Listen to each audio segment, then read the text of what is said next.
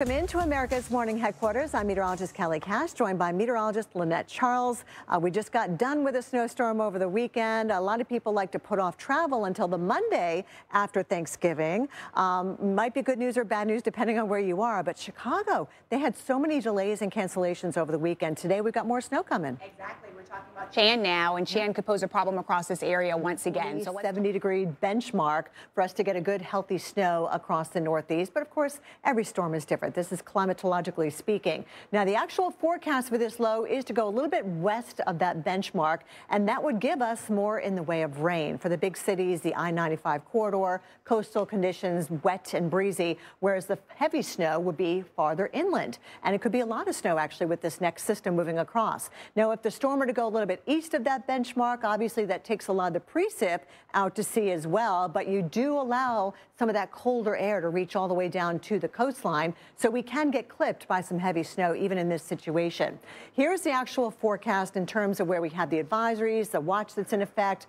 Not for Boston, not for New York City, Philadelphia, D.C. It's mainly going to be a rain event for the 95 corridor. It's going to be inland areas where we do have a winter storm watch in effect. We've got the potential to see at least 6 inches or more in places like the Hudson Valley and New England. Darker blue winter weather advisory, so maybe not as much snow, but unfortunately down here into the Virginias, we also have the possibility of getting some freezing rain and ice accretion. Now, the snowfall is going to be pretty heavy. This is going to be a Tuesday event for us. So you've got the lighter purple, Hudson Valley up to the Mohawk Valley, 5 to 8 inches. Notice the dark purple, though, north and west of Boston, up towards Nashua, New Hampshire, Manchester, the Worcester Hills. We could get a very healthy snow, healthy enough for the snowplows to have to come out and do their thing. So here's a look at Tuesday morning. The snow is moving eastward right along the Pennsylvania Turnpike between Pittsburgh and also around Allentown, Pennsylvania. There's your pink, though. Did you notice that? A little icy precip showing up there in western Virginia, even D.C. before we go over to rain. And then it's just a rainy situation from New York up to Boston while the snow piles up across the inland areas. And yes, it will be heavy where it stays snow for a longer period of time. So that's why we're watching these snowfall totals very carefully. It could be a very sharp cutoff when it comes to who gets the snow and who doesn't. For a place like Baltimore and D.C., not so much. You have to head north and west to see some of that accumulating snow. Same thing from Philadelphia up towards New York City. It's going to be north and west of these locations. And Boston, Lynette, talk about a tricky forecast here. Not looking like much for Boston, but obviously you don't have to go too far before you get into the thick snow. Yeah, you know, and I know a lot of people want that wobble maybe possibly. And if it does, if that low does that, then maybe we can see something. We'll see. We're going to keep our fingers crossed, right? So dry conditions definitely on borrowed time for parts of the Northeast for today, including here in our virtual view of Boston. So Boston Common, we're going to be continuing to watch a winter storm Chan. It's going to be pushing messy rounds of rain and snow into Beantown by tomorrow morning.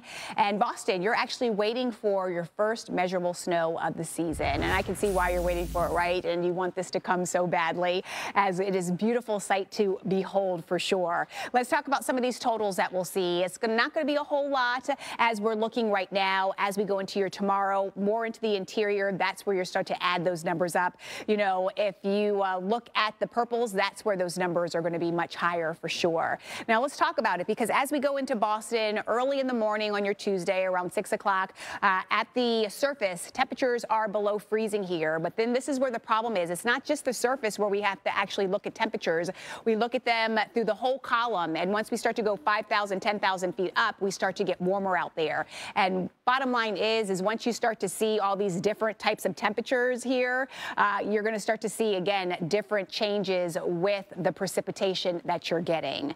Unless it's all going to be freezing throughout the column, or unless it's all going to be warm throughout the column. And that's not what we're going to get. So you're going to see greens on the map. You're going to see some purples for rain and snow. You're going to be possibly maybe even seeing a little bit of pink out there as well, which is that freezing rain, and then snow as well. And on the backside, we're hoping that maybe this will wrap around and we could see a little bit of snow before it's all said and done. Now, it just depends on how long we are in that blue. Then, yeah, Boston, you may be getting in on some of that snow, measurable snow coming in. A place like New York, still more of the same. As we go through time, we could be dealing with some of the rain. Look at how close the wintry precip is next to us in terms of that freezing rain. Again, once you go into the column, we're definitely going to be looking at some big changes any type of freezing? Nope, we're not seeing that at all as we go in through the surface, the 5,000, 10,000. And then as we go towards 18,000, yeah, we start to see again some colder air here. But all in all, it is something that we're going to continue to watch for you as we work our way in through your Tuesday. But this is what it looks like around Philly, around Abington, Reading. You may see a few inches of maybe some snowfall coming in here, but this is what we're working with as we go through time.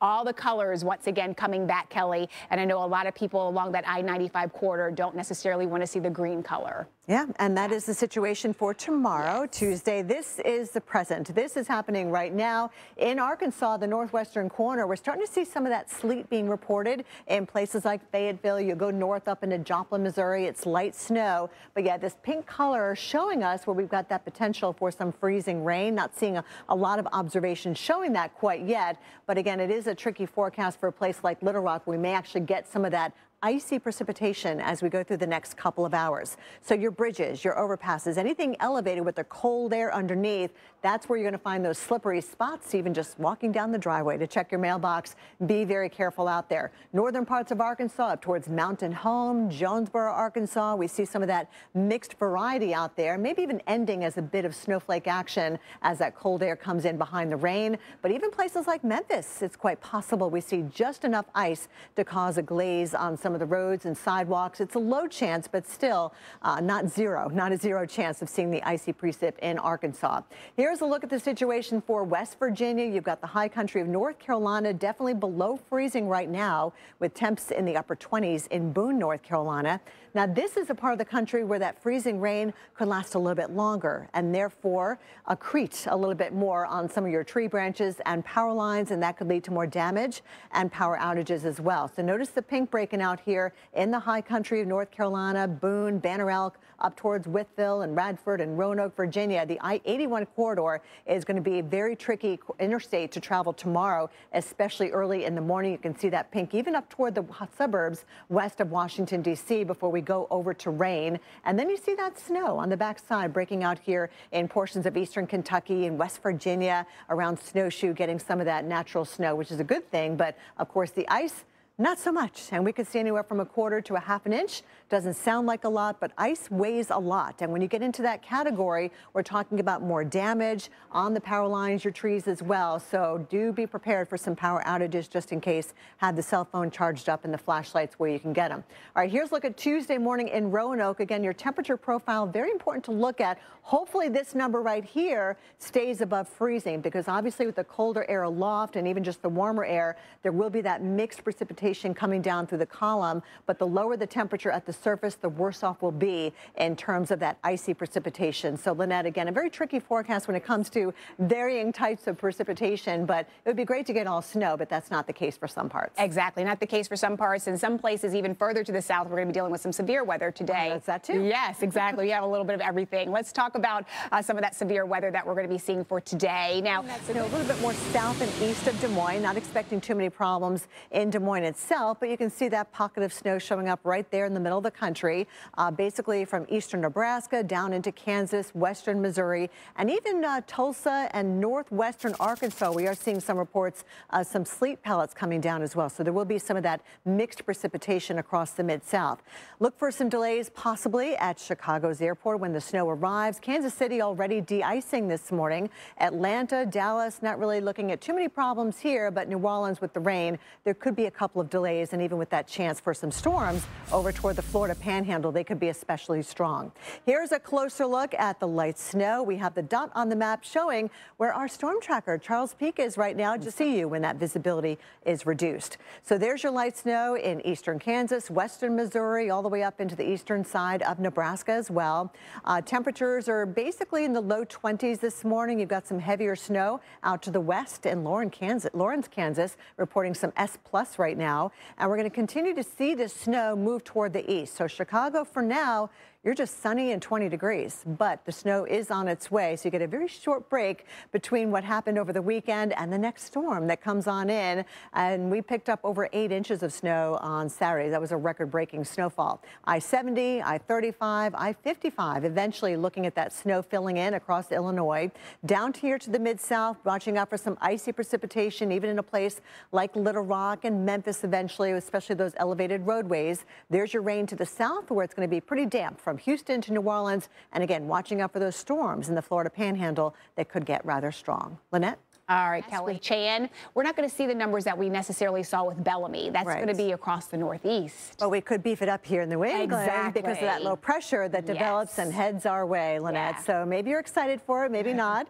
But we do have a look at where we typically see the snow when we have a low pressure system just offshore. This would be the sweet spot if you're a fan of the snow, right around 40 degrees latitude, 70 degrees longitude. Obviously, storms don't go immediately right over that mark, that benchmark. And this storm is, as a matter of fact, will likely take more of that western track west of that benchmark. So that's when you're more likely to see the rain along the coast, heavier snow farther inland. However, if the storm were to track a little bit east of that benchmark, obviously you're bringing a lot of that precip now offshore, but the cold air also gets dragged to the shore, and that allows for some heavy snow that only just kind of clips the coastline here. So as of right now, we're kind of leaning towards the inland track here. So that's why we're showing not really many advisories along the 95 corridor, nothing for New York City or even Boston. Just west of Boston, we do have a winter storm watch, and that means we have the ability to get at least 6 inches of snow, especially across the heart of New England. You get down into that darker shade of blue. Winter weather advisories, maybe not as much snow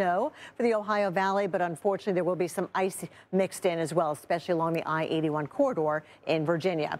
Here's a look at the snowfall, though. It is going to be enough for the plows to get out there, the snow blowers in action. We're talking about the Hudson Valley into the Berkshires, 5 to 8 inches.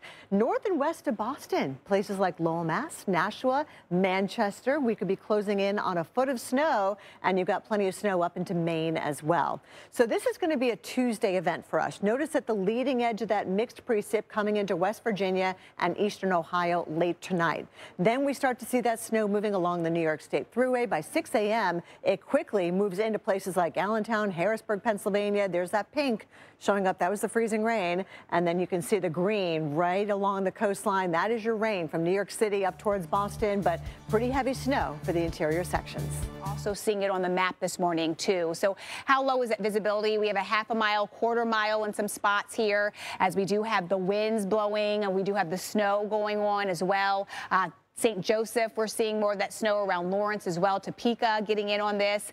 And as we widen out the view a bit, we can see what's going on over towards Omaha. So not just in the north of Kansas City, we're also going to be watching this around Minneapolis. Pretty soon it will be happening across your area as well. So don't think that you're out of the woods quite yet. We're going to be seeing more of a little bit of a wintry type weather, dangerous type weather really happening headed off towards Little Rock as well. So whenever you're seeing some of those pink colors on a wintry map, yeah, that's some icing that we could be watching as we go throughout the day. And then check this out. We actually do have some thunderstorm activity going on just headed over towards Shreveport with some rain coming down off towards Houston. So lots going on, a dynamic atmosphere that we have for your today. So rain and thunderstorms, isolated freezing rain, we have it all as of now, and we definitely do need to use caution on the roadways along that I-65, 70 corridor, and all of this is going to shift on off towards the east as we head towards tomorrow. Kelly.